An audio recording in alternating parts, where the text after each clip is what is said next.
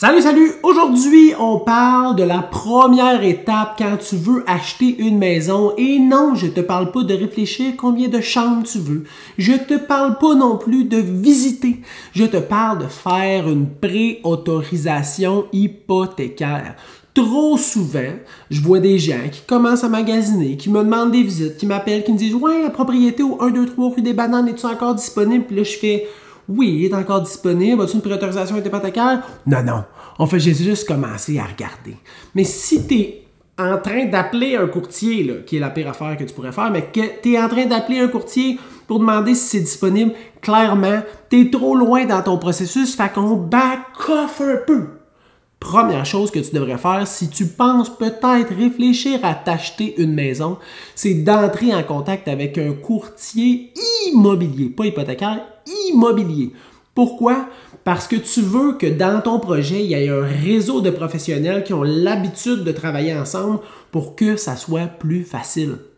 La communication entre ces professionnels-là, plus tard dans le processus, vont probablement, même fortement, t'aider à réaliser ton projet. Parce que des fois, là, ils ont besoin de se parler, de trouver des plans de match ensemble pour que toi, tu réussisses à avoir l'offre d'achat ou à avoir le financement ou à avoir la négociation nécessaire pour que tu veuilles réaliser ou que tu puisses réaliser ton projet. Fait que la première chose, tu parles à un courtier immobilier. Puis là, je te vois venir, tu vas dire « Ouais, mais vous autres, vous faites de l'argent quand vous référencez, quand vous référez un courtier hypothécaire. » Ben oui, on a souvent des ententes de rétribution, hein, mais ça change rien. Je veux dire, on va pas essayer de traficoter une transaction qui va pouvoir nous coûter notre permis pour faire 500$ de plus sur une transaction, mais peut-être perdre notre permis et puis pouvoir pratiquer notre profession. Je pense pas qu'il y en a qui font ça. C'est juste parce que, exemple, moi j'ai un courtier hypothécaire avec lequel j'ai l'habitude de travailler,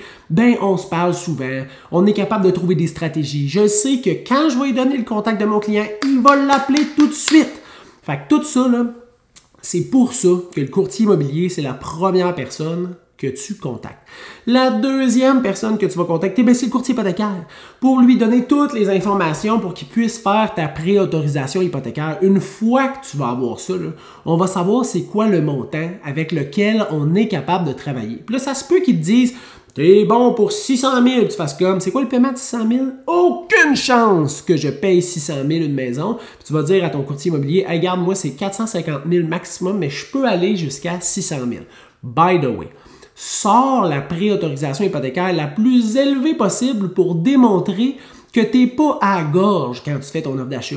Parce que si tu as une préautorisation de 450 000 puis tu fais une offre d'achat à 450 000 ou tout d'un coup, tu as vraiment le goût de cette maison-là, puis là, tu fais une offre d'achat à 471, puis tu as juste une préautorisation à 450 000, puis on ne réussit pas à entrer en contact avec le courtier hypothécaire, tu vas déjà être préparé. Tu comprends-tu? Puis tu vas montrer que tu n'es pas à la gorge, tu sais, là. Fait que la pensée populaire qui est de « Ouais, mais il va savoir que je peux avoir 150 000 de plus, fait que tu sais, il va essayer de me faire une contre-proposition pour aller chercher plus. » Non. Mais le courtier immobilier, quand il va présenter ton offre d'achat, il va pouvoir démontrer que vous avez été diligent et que vous n'êtes pas allé vous accoter au plus haut possible de ce que vous pouviez vous permettre. Fait que sors la préautorisation la plus élevée possible. Là, une fois que tu as ça, tu as un courtier immobilier, tu as un courtier hypothécaire, tu as ta préautorisation hypothécaire. Là, tu peux appeler ton courtier immobilier, structurer tes automatisations d'envoi pour les alertes automatiques, commencer à recevoir des propriétés potentielles que tu veux visiter, te déplacer pour aller visiter, déposer une offre d'achat et peut-être avoir la maison. Petit plus que je pourrais dire, ça c'est comme toutes les étapes sont là, mais le petit plus, change pas de job, change pas ce qui peut atteindre à ta solvabilité, fait achète-toi pas un bateau. Achète-toi pas un nouveau char qui monte tes paiements. Hein? Rien qui pourrait venir atteindre ta solvabilité. Puis essaye de garder une préautorisation qui est faite vraiment proche de la date où tu vas déposer une offre d'achat. Comme ça, ton courtier, qui va faire une bonne job parce que tu l'as choisi, quand il va appeler le vendeur puis le courtier du vendeur pour présenter ton offre d'achat, il va pouvoir dire des points comme vous pouvez voir, la préparation de mes clients est excellente. On a fait une préautorisation hypothécaire largement au-dessus du prix qu'on vous offre aujourd'hui, donc il n'y a pas de stress au niveau de leur solvabilité. Ils n'ont pas changé d'emploi, ils n'ont rien acheté depuis et la préautorisation a été faite là environ 3 semaines. C'est des gens qui sont très préparés. Donc, au niveau du financement, il ne devrait y avoir aucun problème. Hey, quand tu es vendeur et tu entends ça, c'est comme OK, ça, c'est des bons clients préparés.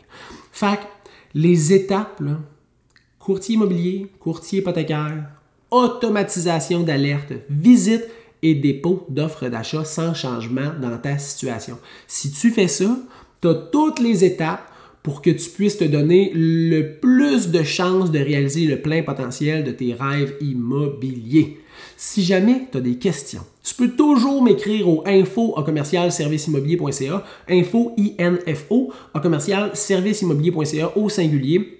Et ça va me faire plaisir de te donner un coup de main. J'espère que cette capsule-là t'a servi à quelque chose et que tu as appris ou que ça t'a freiné et tu as fait comme « Oh fuck, on a dépassé une étape, on est mieux de back off puis de revenir en arrière pour être sûr de bien faire les choses. » Si tu as des questions, tu m'écris. Ça m'a fait plaisir de te faire cette capsule-là et on se revoit bientôt.